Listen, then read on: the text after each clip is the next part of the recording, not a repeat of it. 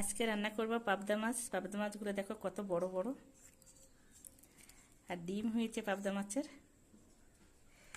পাবদা মাছগুলো কিন্তু পাওয়া যেতে চায় না, তো পেয়েই কিন্তু নিয়ে চলে এসেছি রান্না করতে। রান্না করেই খেতে হবে। আর এখানে নিয়ে নিয়েছি পেঁয়াজ, আদা, রসুন আর লঙ্কা, এগুলো পেস্ট করে নেব। লবণ, হলুদ গুঁড়ো,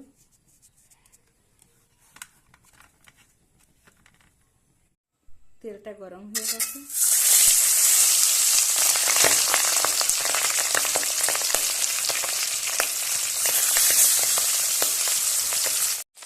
মাছটা তুলে নেব, ভাজা হয়ে গেছে। শুকনো লঙ্কা, দারচিনি ছাল, দুটো লবঙ্গ, দুটো এলাচ, গোটা জিরে,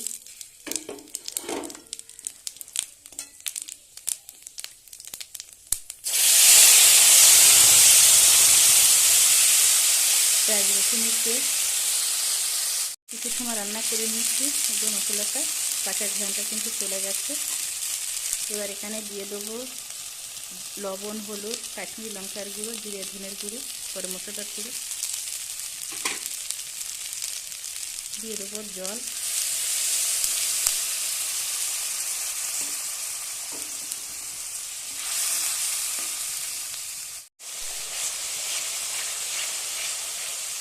মশলাটা কষিয়ে নেওয়া হয়ে গেছে, দিয়ে দেবো একটা তেজপাতা।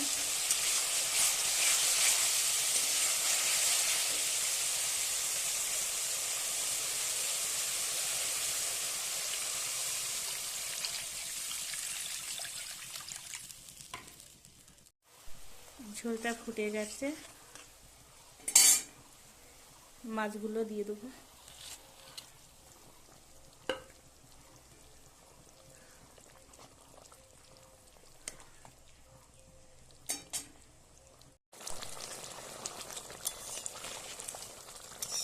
মাছের ঝালটা হয়ে গেছে, এবার নামিয়ে নেব।